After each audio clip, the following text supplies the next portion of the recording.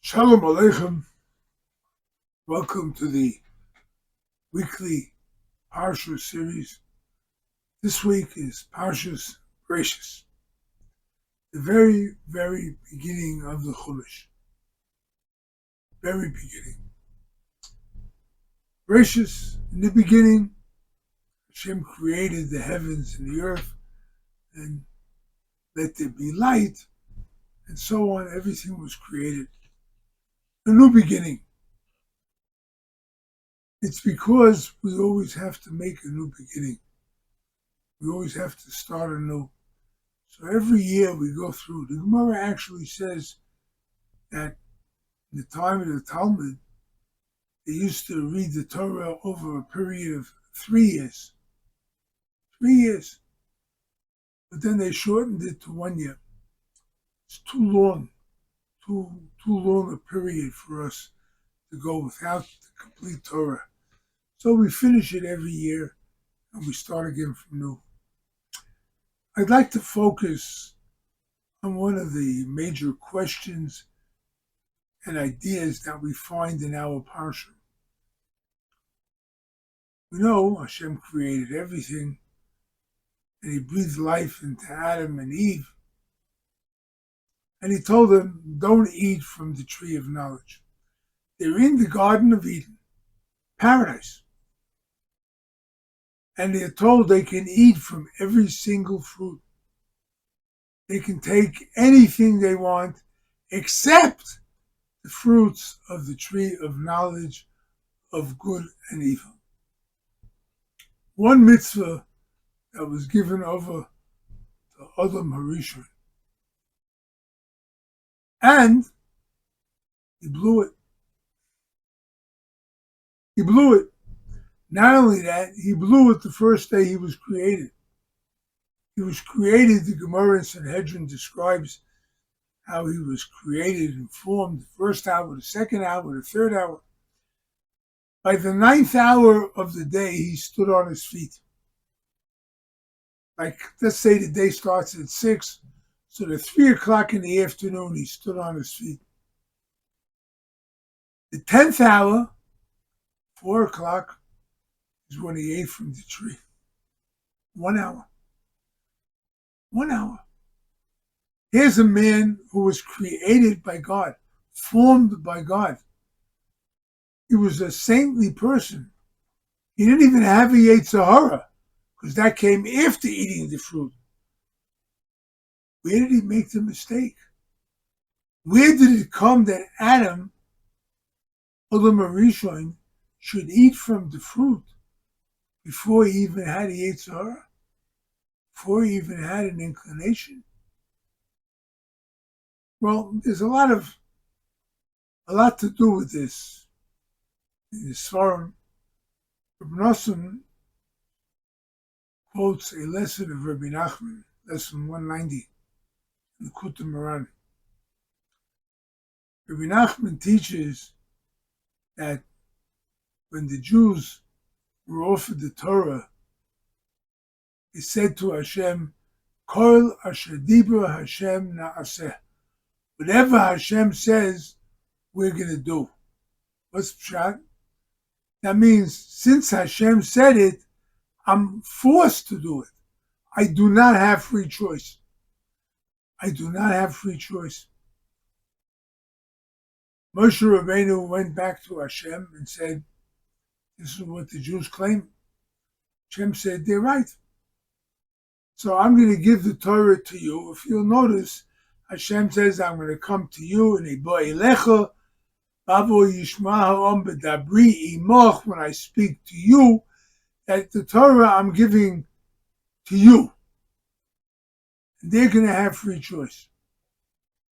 Moshe Rabbeinu says to Hashem, hey, what about me? Don't I deserve to have free choice too? Hashem didn't answer him. He told Moshe, go back to the people, tell them to purify themselves today and tomorrow. In the Torah it says there were 3 days. Where did that third day come from?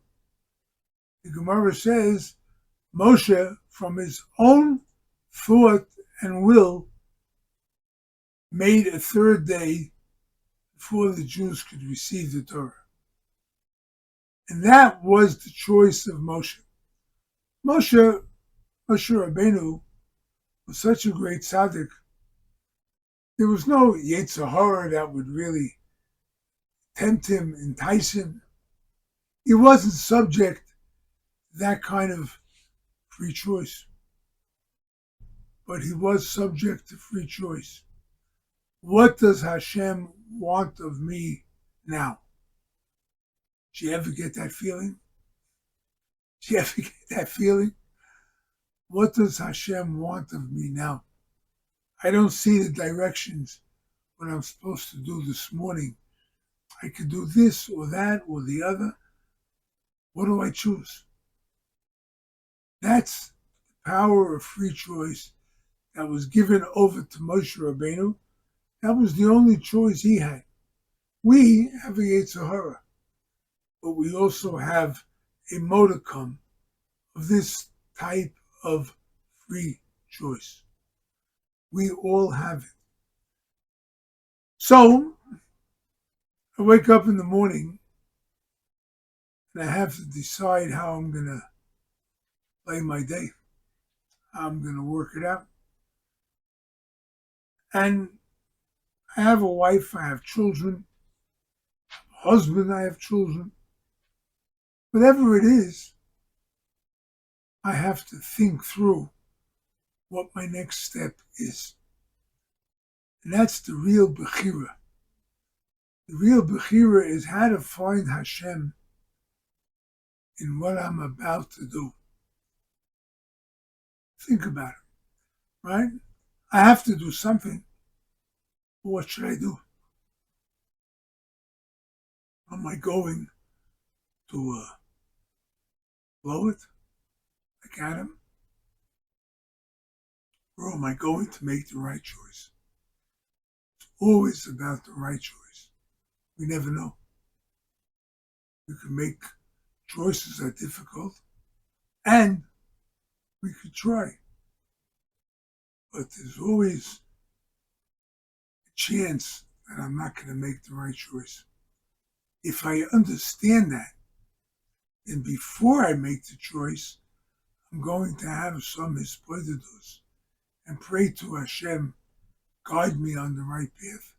I have to do this, that, or the other. Yeah? Which one is right for me, Hashem, where you will be brought into my life? And that was the blemish of Adam. Eve was enticed by the serpent. Chava. She was enticed by the serpent, and she listened to him. But he was a wily character, and he talked her into it.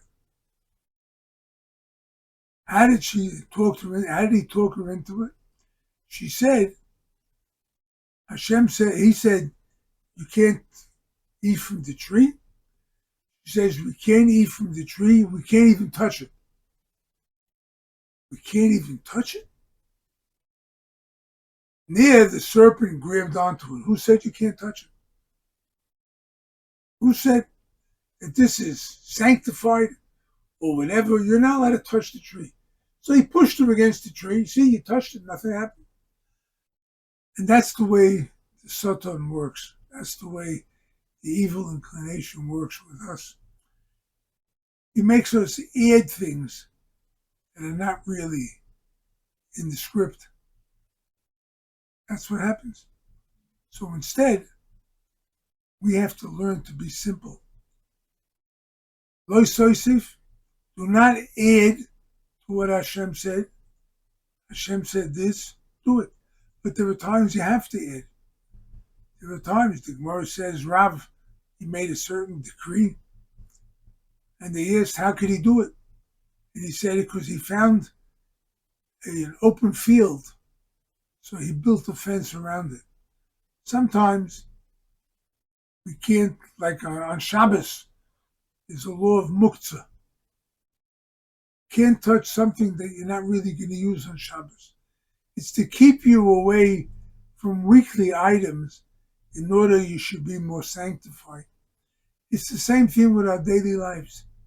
We have to be able to look and see what's right, what's the right thing for us to do. And where I'm not going to overstep the boundary, I can do whatever I want. Be careful not to overdo it. It's enough that we're able to do what we're commanded. We don't have to look with the Yiddish, they call it the rubber finger, the fat finger. We have to look for a way to make it harder. No, we have to look for Hashem. And if we look for Hashem, we use our choices to seek Hashem, then we're going to have the most beautiful life. Amen. Selah. Have a great Shabbos.